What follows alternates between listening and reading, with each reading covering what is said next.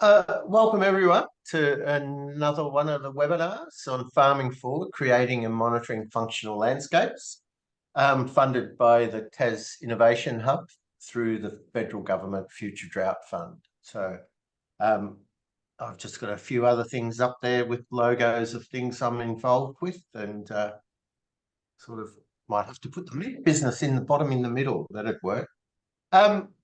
So just acknowledging the Gunai Kurnai people that really managed this lakes area very well. Would have been incredibly rich and diverse, and really got so much life and biodiversity and birds and everything here. It's quite extraordinary.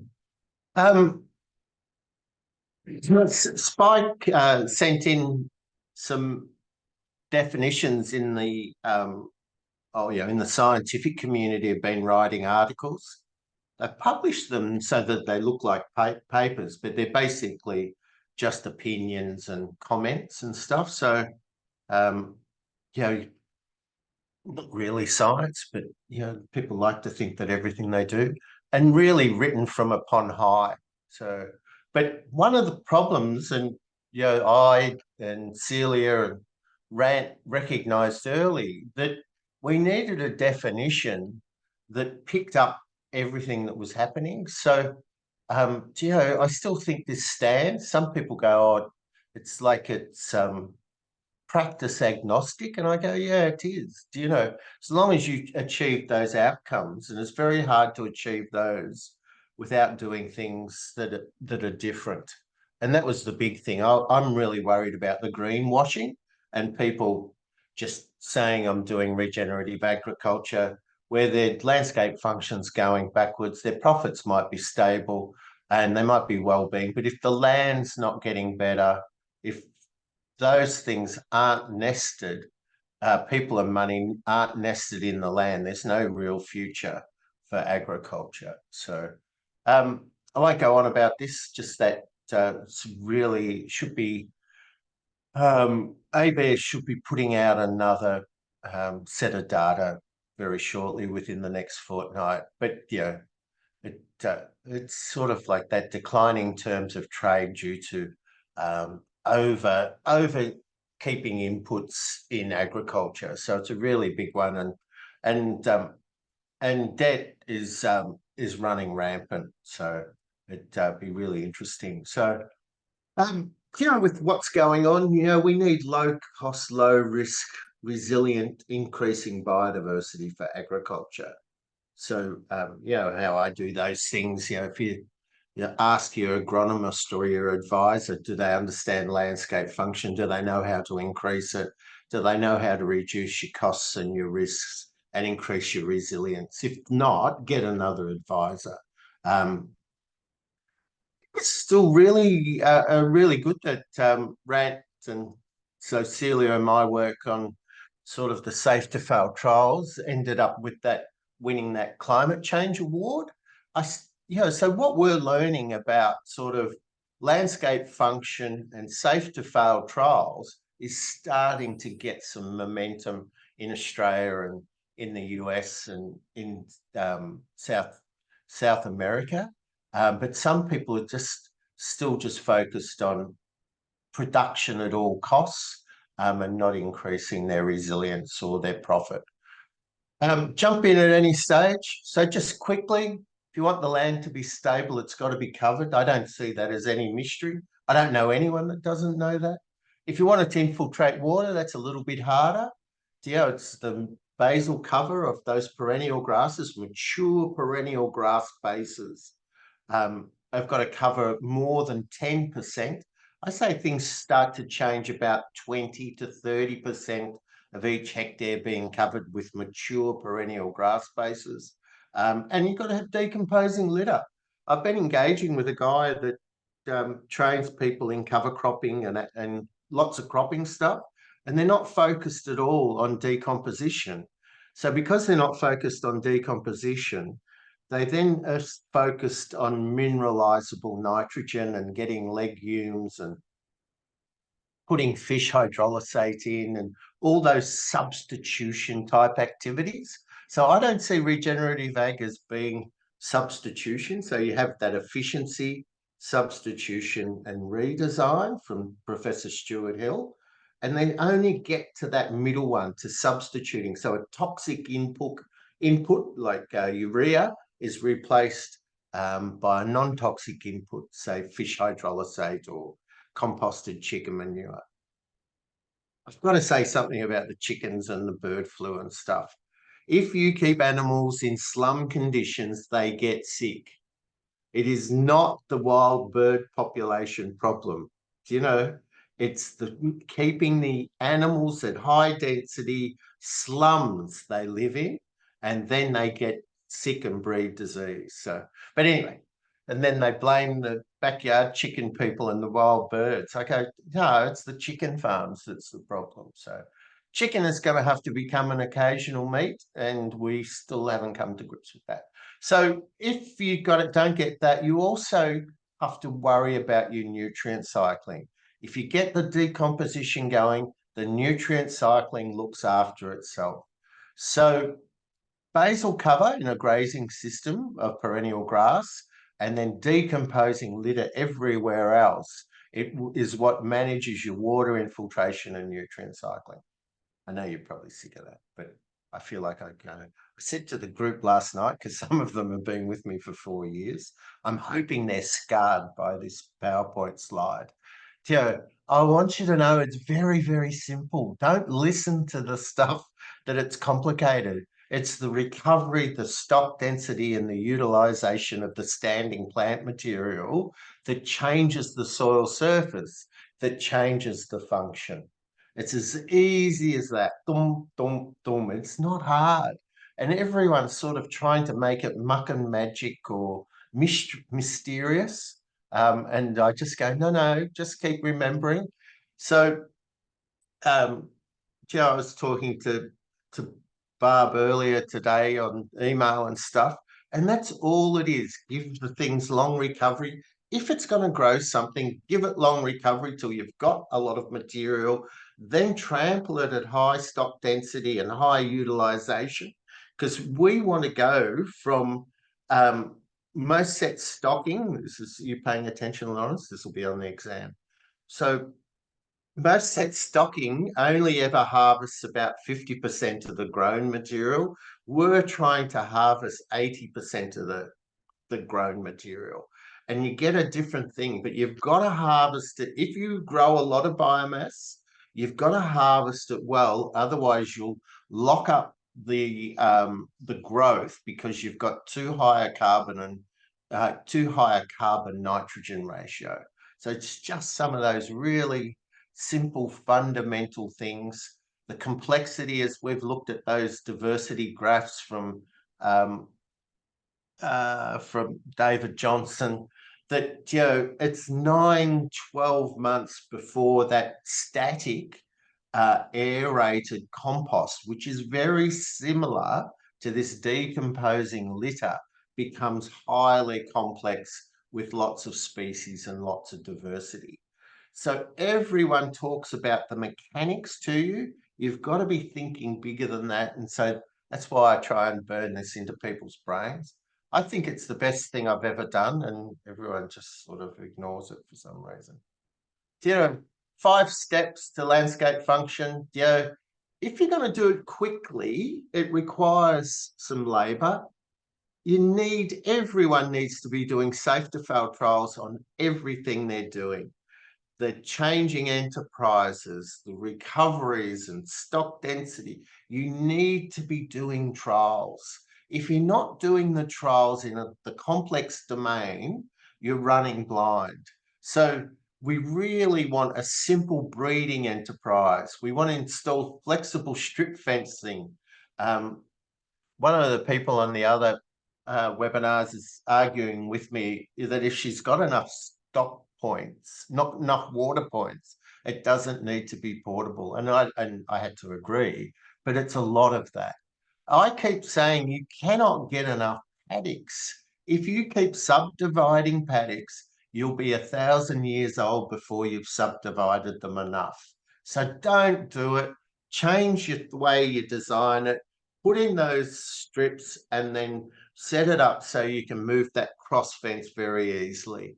The only person I know that's got, oh, he's got 178. So paddocks is the people I know, Michael and Anna Conklin, and they are probably the most profitable grazers that I know of. They make money no matter what the price does. Their cost of production used to always be 20 cents per kilogram live weight. It's gone up recently because they're expanding and putting in new waters and doing all that. But it's into capital costs that are actually going to come back to them. So, and then the animals that we can buy will not fit. So if you want animals, you've got to have to go and find AI or sires that will thrive under this management. I had a crack at bringing in some Mashona semen from the US, and at the customs, they inspected it and lost all the dry ice or something, and so it's just on its way again. So yeah, so it's interesting that it's not that easy. So, and I'd use Johann Ziesman's principles if you're doing sheep or cattle. So, and this would work as well for cows, for dairy cows. You're trying to pick the shortest, heaviest, so that kilograms per centimetre hip height at 12 months old. If you're going to have cows, and it works both for the males, for the bulls, as well as for the heifers. There's clear research that the higher that weight to height ratio is, the more fertile they are, the more masculine the bulls, and the more fertile the heifers. And it's the same in sheep. I really like this idea. I've talked for years about this idea of, I think of it in my head as upper and lower control limits, but I found that didn't work for people. So I said it's like bumper bowling. You've got to stay on the lane. You don't really want to end up in the gutter. So you've got to know what's the longest recovery I need, what's the shortest, and then just stay in that band. Yeah, so it's that sort of keeping it on track. And I thought just that sort of, and you've got to be on your toes. And I just thought that, I don't know how that photo comes out, but yeah, I thought this little fella, he's very, very focused. That worked for me. If anyone's got any better photos, but I think that's what we're doing. We're working with complexity. You've got to be looking all the time. You've got to have triggers. We need ways of triggering ourselves so that we look harder at things. So with livestock, that's why I've gone, are they behaving different? Do they look different? Do they smell different? Because that triggers you to get on your toes and start thinking about why. So you've got to use things to trigger us, because in a complex situation, we tend to only absorb about 10% of it. So when you go out, think about those things. Are they behaving? Are they do they look? Do they smell different? Usually with the way we manage, the first corrective action we take, if not sure, we actually shift the water. So because, or check the water, make sure if you've got static troughs, but we shift it because it empties it, it aerates it, and then I watch them drink, and if they go berserk over it, there was something wrong with it. So what's different about that water? And there's a guy somewhere in Australia that sells a trough aerator, and he's got really good numbers on the increase in performance of the animals just by aerating the water. So I'd be thinking about those things. So all the grassland areas that I'm talking about, that NASA map with all the brownie coloured areas, I believe that this is the target we should aim for. 100% ground cover, which comprises perennials and decomposing litter. And it's got to be, eventually you're going to have to get over 20%. And only then, when you've got that 100% ground cover, effectively no erosion, can you then start to say, yes, I'm regenerating. Otherwise, if you've got bare ground, if you've got 30% bare ground, you cannot grow enough soil on the 70% you've got covered to actually be sustainable. So if you've got that, you need to throw the darts. We need to do that again. How do I do that? So how's that going? I'm really hooking in. Motoring through the slides. Any questions, comments, thoughts?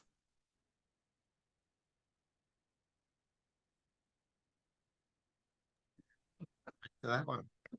Just around the water, Graham, because Yeah. there's quite a bit of discussion about how you alter the, I don't know, chemistry of water by doing particular things to it. Some of it comes out of biodynamics. So you're saying like simply aerating the water, getting a bit more oxygen into it, I'm guessing, Yeah. will improve the animal performance. Yeah. Yeah. Yeah. Okay. It's pretty clear that, you know, if you got to, we have a whole drinking score, but where Yep. and anyone, if they walk up, the sheep or cattle walk up to the trough with purpose and only nuzzle it and look for the float and do all that sort of stuff, all that sort of behavior. And if they walk away with not drinking, you've got a serious water problem. If they should go up, walk, stick their head in it and drink 70 deep glugs, like we drink rainwater rather than chlorinated water. And if it's not, I'm not a big fan of the chemistry thing, because what I found was that fixed it. I worked for a company that I used to work on the water towers at the local smelter at Portland. So I did a lot of water stuff for a little while. So I've done a lot of stuff for a little while. Yeah, so I just say aerate it and see if that doesn't fix their drinking behavior, that 70 deep glugs, then I'd be starting to think of something else first. And But what about always water have out top of feed. dams? Because I've just been on a property and the cattle hadn't drunk for 24 hours and they didn't want to drink out of this dam. So Yeah, the bugs die in the rumen and stuff, the flora and fauna. So it's just, yeah, it's just not a viable thing to do. so you would It's say just that silly. they haven't drunk, that there's something going on with that dam water. Yeah, and I'd give them an alternative, either take them to another paddock or put Yep. another trough in or do something and see what the behavior is. If they go berserk, which they typically do, it means that you basically, you can't run a rumen if it's not full of water. It's a vat. It's not, so people say to me, oh, how long, when I was doing the MSA work with the beef grading, how long before they start to become dehydrated and hungry? I go about the same as you, so it's we've got to think about, people think nothing of locking animals up for 24 hours. I really want to get them and lock them up for 24 hours and see how they go. So it's just cruel. So, yep.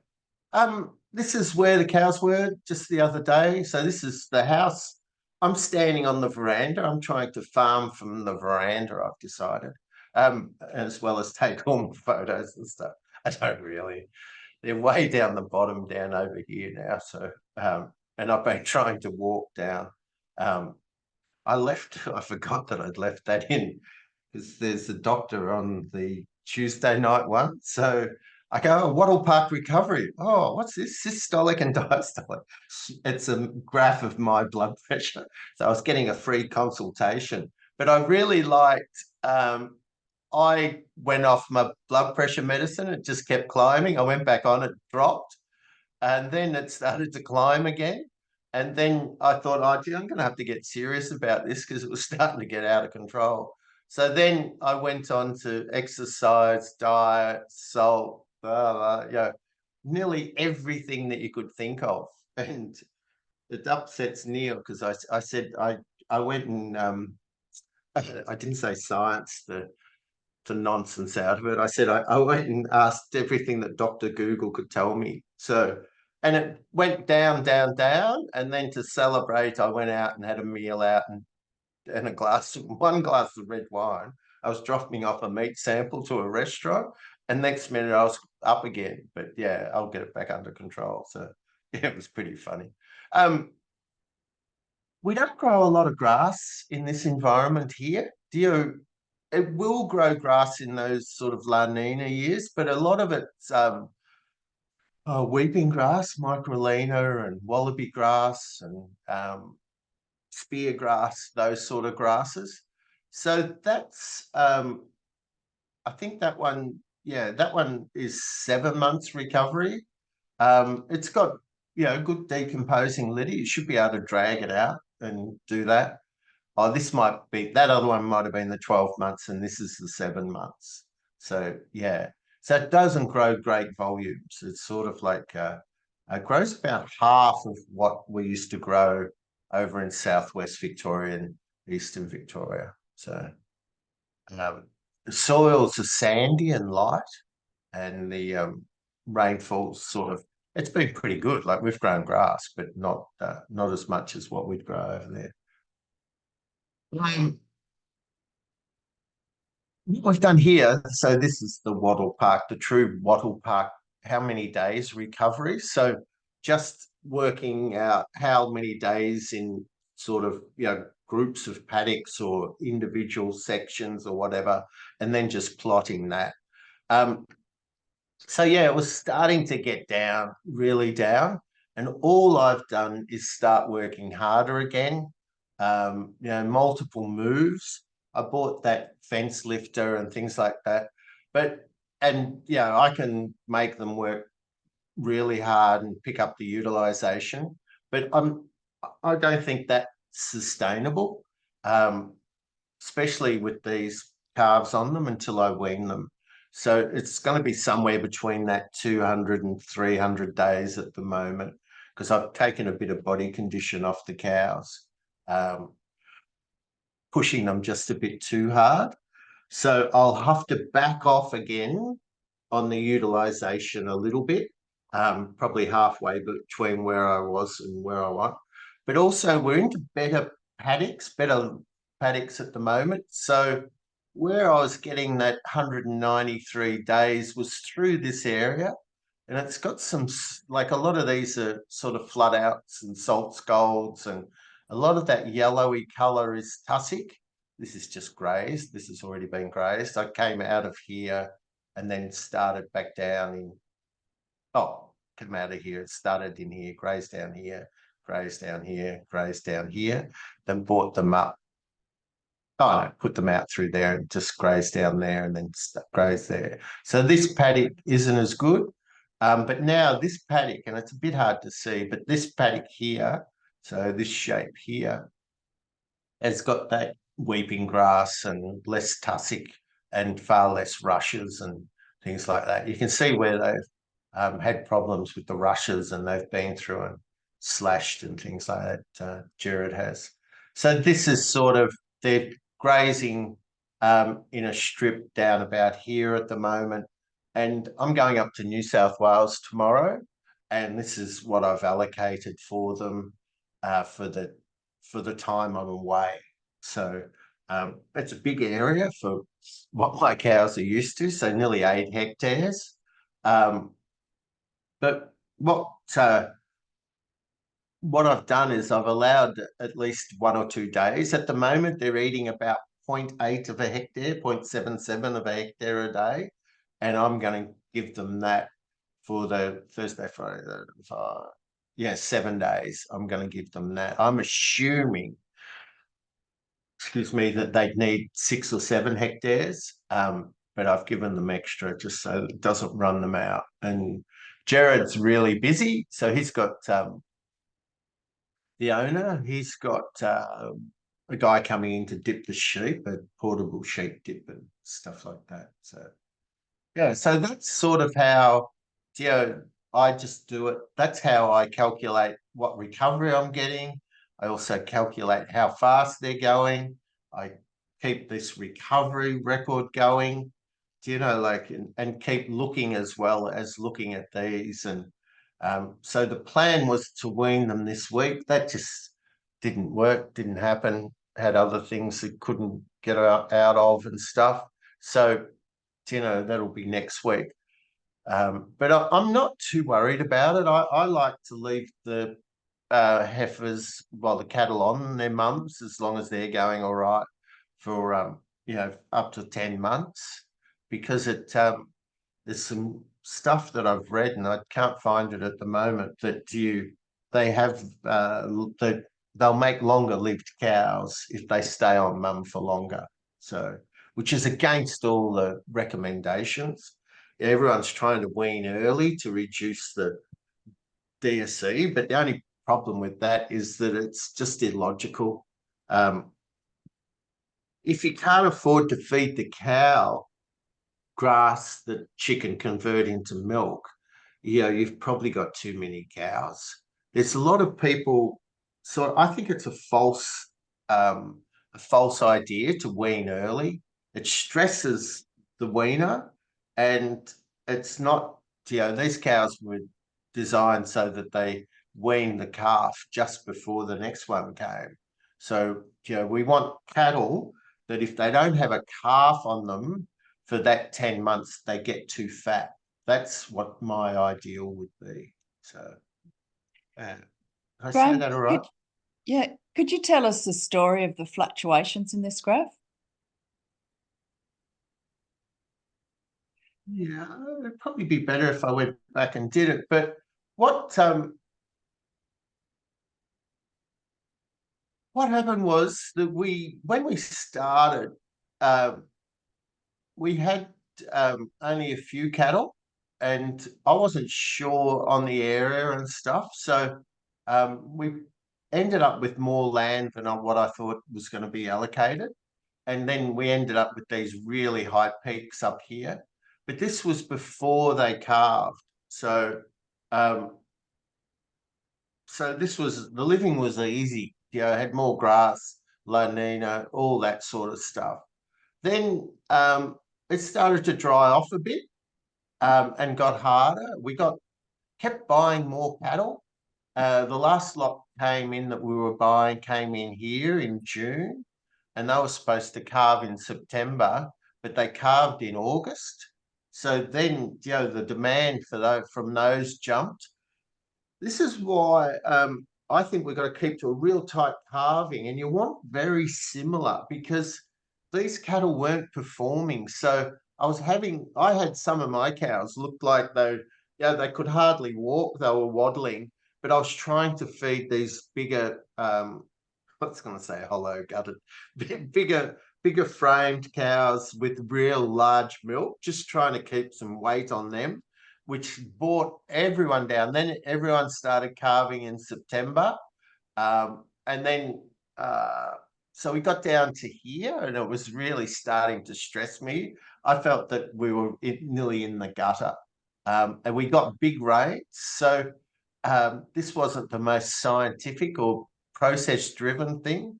We would have been in terrible strife. What Jared did was said that he got rid of sheep so that I could put the empty cows and stuff into a separate area. So we pulled them out, but we got record rain October, November, December, and I think into January, but definitely October, November, December. And that pulled us out of that. But that rain here in this period, Southwest Victoria didn't get. So they are still desperate for rain, whereas we got this 3 months of record rainfall. So it was, you know, wasn't planned well enough. We had the agent out. He said that, you know, he didn't want to sell them, and and it was all that. And then we just steadily increased through this period. And then as it's dried off again, the days have come right back again. So these were on some of the better grass areas. These were on some of the not so good. So, so there is a bounce around in here, but it sort of gives you a sense of sort of, you've got to have this under control and be making decisions. I found it hard because I'm basically share farming here. So Jared and Sue had, used a lot of money buying cows. And I found that harder to manage than if they were just mine, So if you could imagine that, I was trying to work out how to get their money back. So I found that really quite difficult. So yeah, so is that, and then here was in that real saline scolds and tussocky areas and stuff. And now we're into better grass. So I'm thinking it's somewhere around that 300 days, which I'm thinking still got me on the laneway, not in the gutter. Is that all right? Yeah, thank you. Is that what you meant? It was, yeah. Oh, right. Did you write it down? Take notes. That can go into our, no, sorry, into our report. So yeah, so we use this sort of thing. So we know what the paddocks and the sizes are. I typically do that recovery. I haven't been getting to it. I used to do it every day. Come in and work out what area they graze, because you could actually like I know where they are now. They're in this middle strip. Oh, I can't make that bigger. I thought I was in Google Earth, but they're down here, and I could look and know that there's one of those salt monitoring tubes somewhere down here, and that's where they are. So they've been grazing down this way. So yeah, and you can calculate, well, that's how much they ate today. Is that right? Is that okay? I find if you do that and you know how fast they're going, it relieves a lot of the pressure on the planning. It's still worthwhile having an idea of where you want to be for calving or shearing or whatever you're doing. So you want to be out of that area at this time and all that sort of stuff. But once you get sort of somewhere over that, we're probably running 1,500 sub paddocks. So 300 days times 7 moves a day, whatever that is, 3 7 is 21. Yeah. 2,000 paddocks. So after that, the planning becomes quite simple.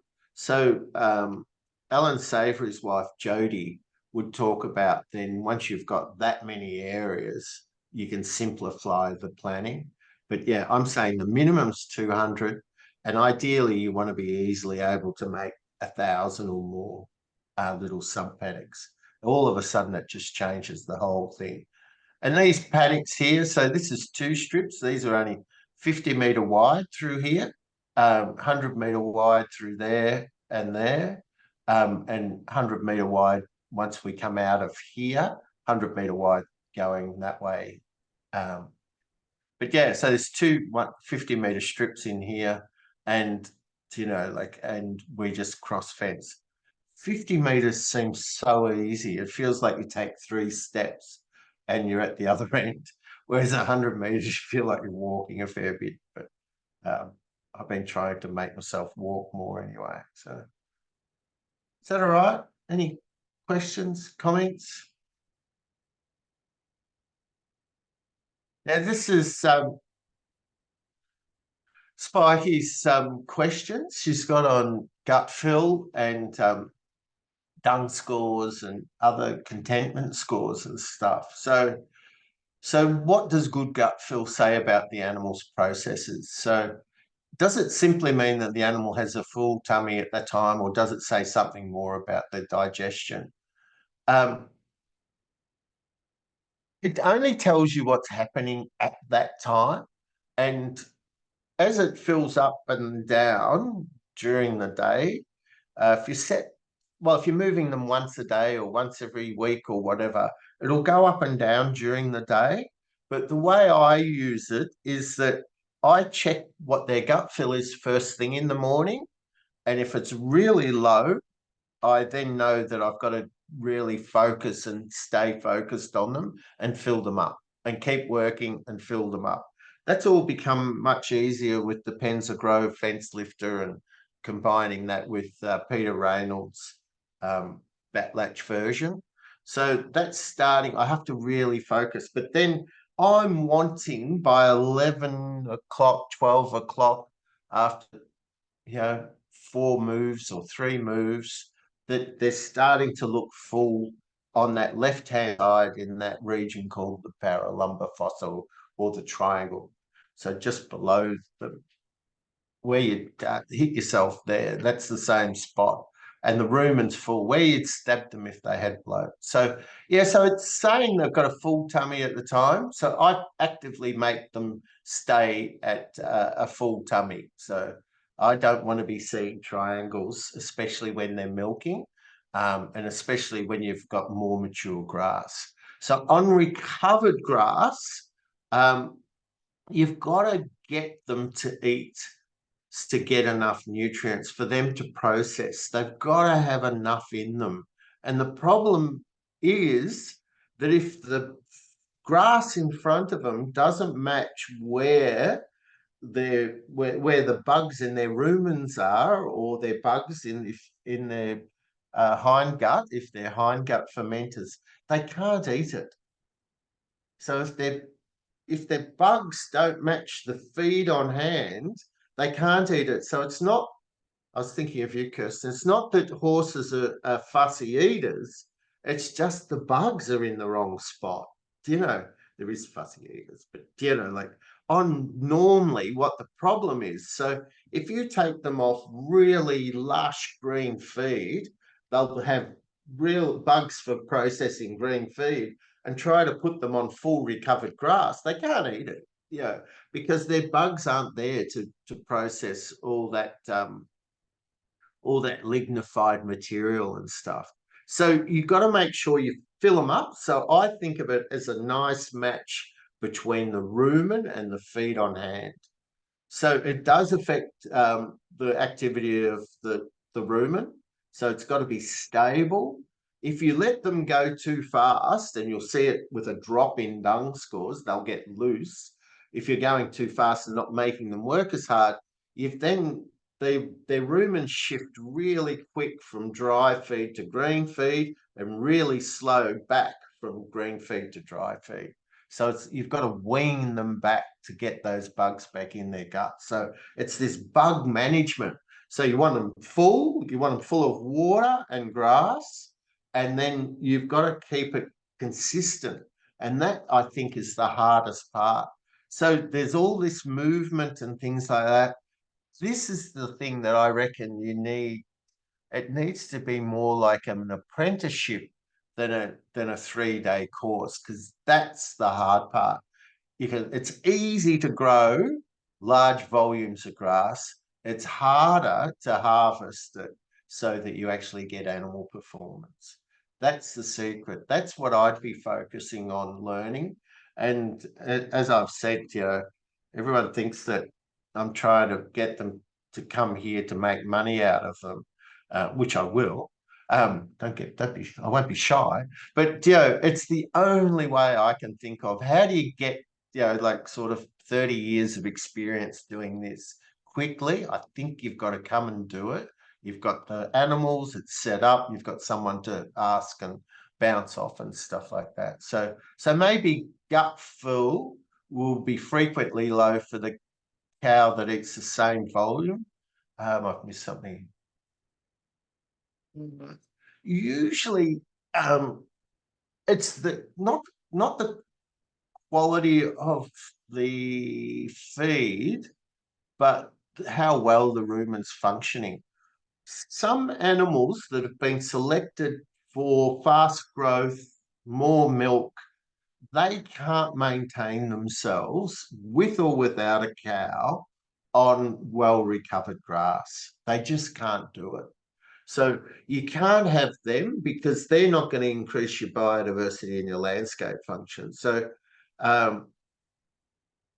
typically the cows that don't do well don't have a big appetite. There's a book, Andre Voisin, Grass Productivity, and he talks about all this research they did on identical twin dairy heifers in New Zealand and in Europe and stuff. Some eat faster than others. They all eat about the same length of time, about 8 hours. He said they belong to the union. They only eat for about 8 hours because if they're not full and they can't fill themselves up, there's a point that they'll stop eating because the return for eating more isn't there. So they actually almost give up the ghost. They'll sit down and go, it's not worth it. So we need to be studying some of that Andre Voisin stuff, and I can grab some of that next week just so that we've got more of that. But it's all been done. So we're not talking about stuff that hasn't been scientifically studied, but it's complex. So that's what the hard part is, how to understand this and get to do it. So I'm trying to simplify for you. So always maintain a full gut. Now use the dung score to see how they're processing that. But typically dairy cows that are on unrecovered, really young grass have got low dung scores because it's not fibrous enough for them to act as rumens. So typically they won't have eaten the same, but they graze in that selective way set stocking allows for. So yeah, so they can bounce the rumen around or the yo-yo. So they will typically, if you want to sell them, you pull them out, set stock them, fatten them up, make them look reasonable. Give them a shave and a shower, take them out of their work clothes, and then you can sell them. So I'd set stock those ones that aren't performing and get rid of them. So it's really, that's the only way that you don't drive yourself crazy, having a combination of cows or sheep that they become the tail wagging the dog as well. You're managing for them, not managing for the others. And if you're understocked, you keep them. If you're not, get rid of them. So if you're short of grass, get rid of those types. So they can have consistently good gut feel. Some are just great foragers, and you'll know them out there. They'll be eating. Everyone else is knocked off to have a bit of a ruminate and a chat, and they'll still be eating. You'll open it up, they'll still be eating. So if they've got really high dung scores, that's from the old grass. If they've got really low dung scores, it's from the young grass and water. This assumes that they're drinking well, taking 70 glugs. So, but yeah, they can have good gut fill. There's a thing that people talk about, and I haven't seen it, where they can be full of really high fiber grass that they can't process. I'd love to go there and see what the water was like and things like that. But people tell me about that, and they starve to death with good gut fill. I haven't done that. If the only time I've had problems is if they can't get enough gut fill and their dung scores are really high. So you really need to be on. So gut fill, have they had enough? Dung scores, is there a nice match between their bugs and the feed on hand? Are they stable? Are they balancing it? Are they getting good that? If they've got low dung scores, that's where most of the metabolic diseases come from. So scouring in the calves, poor fertility, all those things are linked to young grass. So that's why I sort of tend to be a bit harsh with the dairy industry. They keep them on really, really young grass with really low dung scores and then complain that they don't get in calf. So, but they're not seeing the links between that, and they've been told that they've got to have more protein. So all the time. We've overdone in a lot of the high rainfall areas. The problem is excess protein, not too little protein. And in those drier areas, Western Queensland and things like that, it's not enough protein. So this is about a regen farmer and a conventional farmer looking at the same paddock. will they feed different? So if it's late, Spikey's saying if it's late summer, there's 3 weeks in that paddock until they have to feed silage. Yeah, there might be the same number of grazing days in there, but typically because we're targeting and getting, because we're getting higher utilization. So when people are frightened, and like people are frightened and justifiably so, of over mature grass. In these areas, if you get over mature grass and you do not have animals and you don't know how to manage them to get performance at high utilization and high stock density, you've got to slash the paddock or you've got to resow it. You've got to do something. That's in, they used to always talk to me about having feral feed in Southwest Victoria, and by implication, so was I.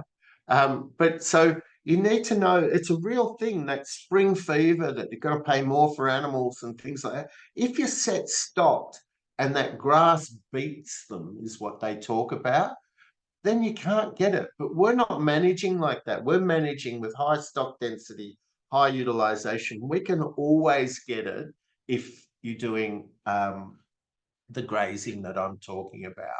So I try not to be sort of say too much. If people talk about it, I just say, oh, you couldn't strip it off, or you could, because if you've never done it, you just know that they know their animals will fall apart.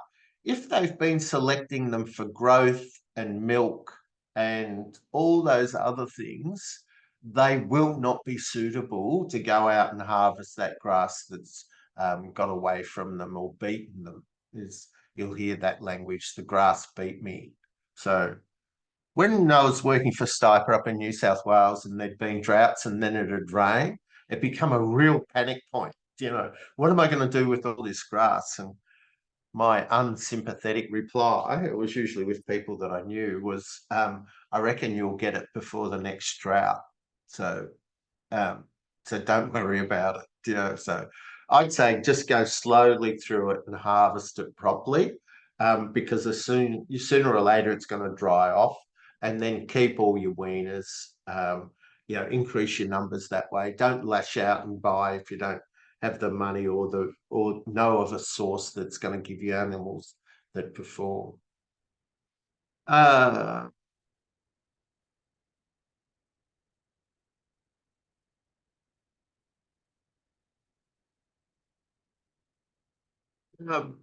The cows may, I'm not sure I understand this, Lawrence, but in one management practice, the cows may not eat some of the available nutrition because it's unpalatable. I wonder whether that means if they've been fed silage. You can get more. If you feed silage, you can get it all.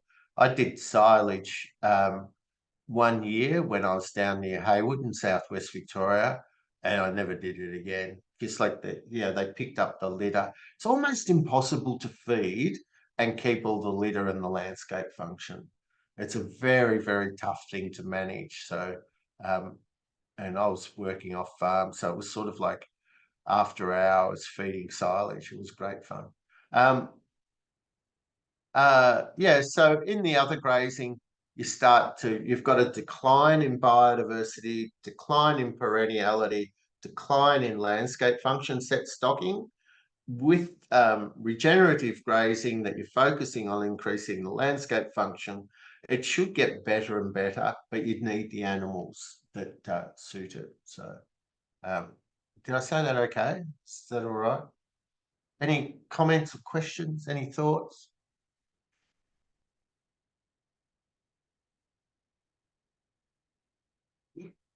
Everyone good? And that's great. Thanks, Graham. Was that all right, Lawrence? Yeah, that was good. I was just oh, good. We did notice a difference in gut fill when we we went back to 2 moves a day, and the supplemental feeding for the grey cow that was all skin and bones has made a difference just with a small amount of lucerne. Mommy. Yeah. But as you say, it is the tail wagging the dog. And yeah. Well, I did have a question during the week about my explanation of how much to feed.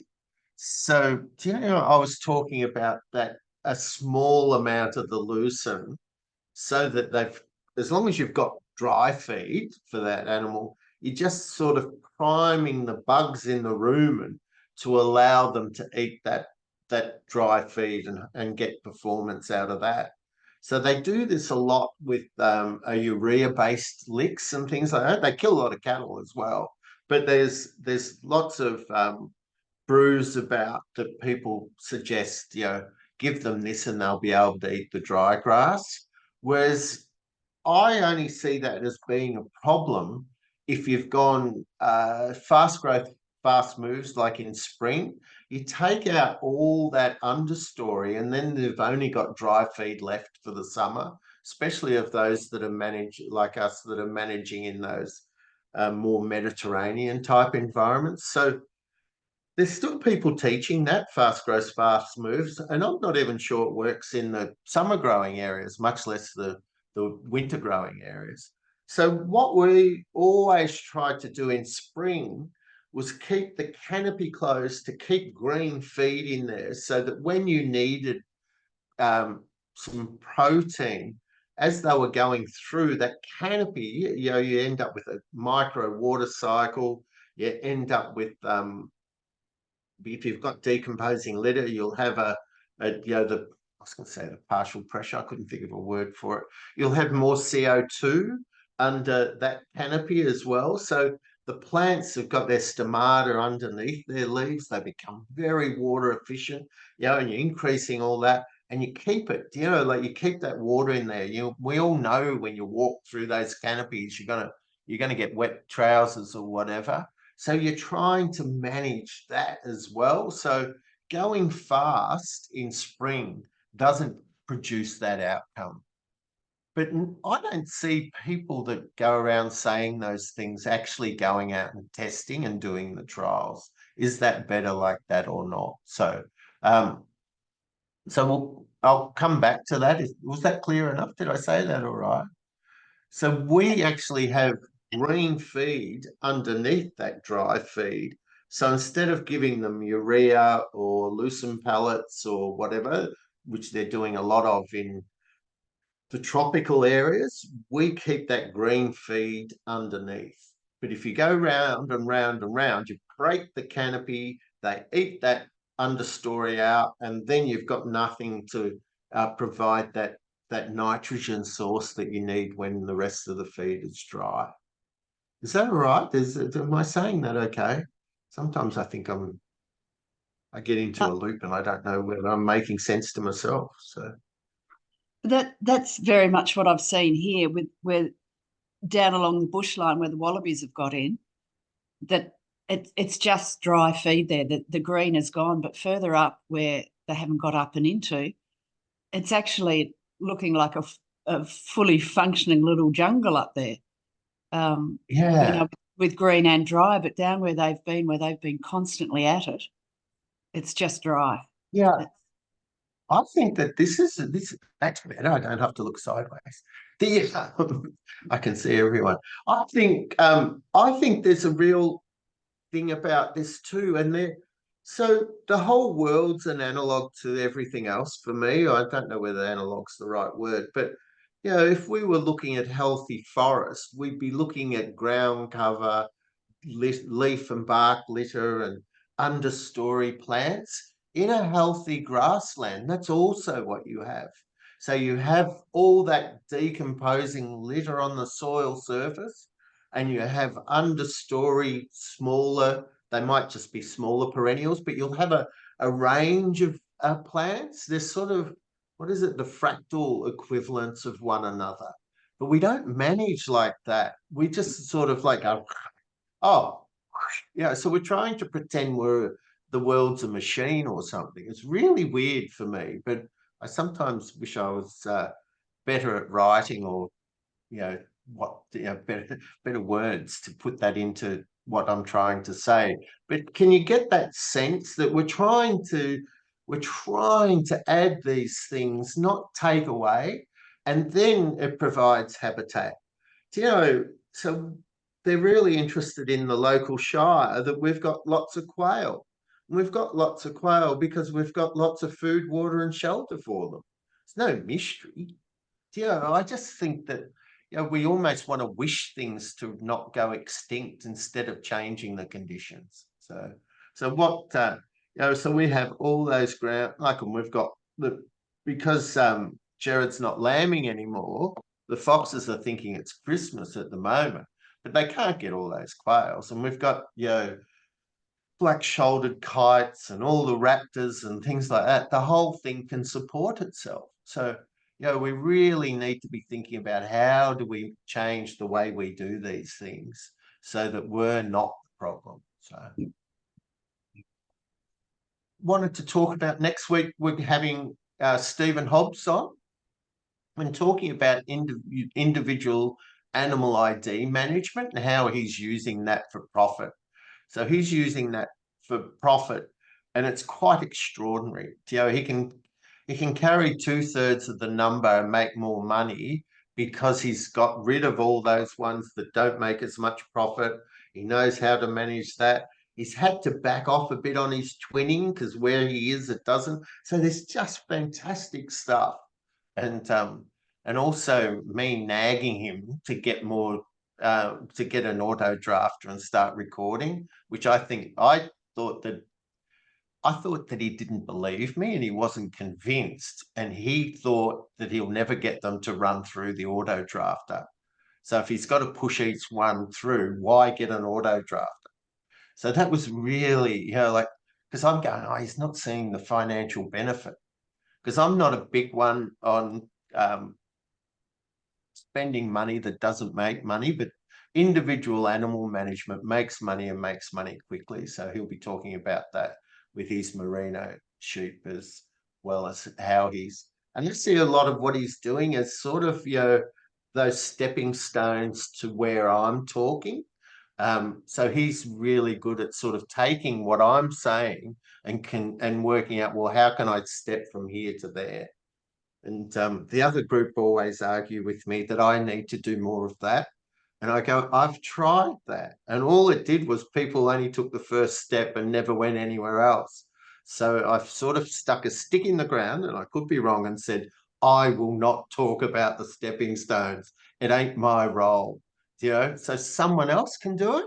I think that's great. But if at the DPI in Victoria, if I did that, they thought I meant exactly what they were doing now.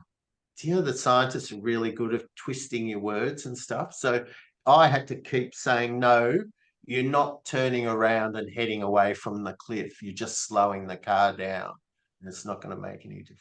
So, what else was there? The conference. Yep. Well, 10th, and, 10th, 11th of July. Got yeah, and the Walter Yenny links, coming links over. are on the website. Yep. Yeah. We're Got going Brian. to Zoom Gabe Brown in. Yes. Yep. Who else is there? There's Rochelle Armstrong from soil restoration farming. So she's doing a lot of the people side of it, but staffing and keeping staff and looking after ourselves and that sort of thing. And Chris Main from soil something or other management, soil carbon management, is it? No, Australian soil management. Australians, well done.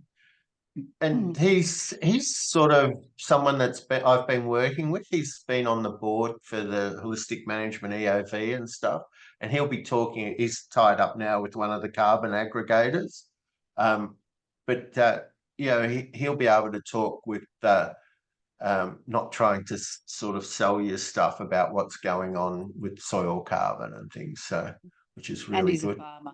Yeah. Yeah, he is a farmer. I started working with him because he was going to take back the lease from his parents' farm's lease. And I just wanted to set him up so he knew what he was doing by the time he started. So we were doing trials, taking over a paddock, then doing it at paddock scale. Then, yeah, so it'll be interesting. So very good. And Stephen Hobbs as well. Thanks. He's running the web. And Stephen. Yeah. So local farmer panels.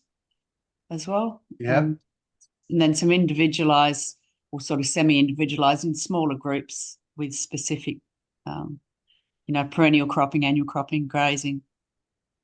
Can't remember what the others are. Sort of. Yeah. It's a break up completely our in-person groups. event. Yes, at this stage. Except for Gay. Yeah. Yeah. Yeah. At this stage, I don't. It's Apart from very Gay. expensive to live stream, so I'm not sure whether we'll be able to stream it. I'd like to, but yeah, Yeah. I'm sure. Might be a pre-record, I think. Yeah, sorry, that We was a tried whole to bring in. Yeah, we tried to get Jason Roundtree. Gee, I dug that one out. To do a live stream last time, and it just didn't work. I won't say I told you so, but this is the no tech person here speaking, though. Technology terrifies me. He said it'd work, but then the laptop, the stream wouldn't talk to the projector in the university up in Launceston. So Yeah. very good. All right. Hope that was okay, and look forward to seeing you next week with that with Stephen Hobbs. Yes. See you all. Bye. Thank Bye. you. Bye bye. Thank you. Bye. Bye. Thank you. Thanks. See you.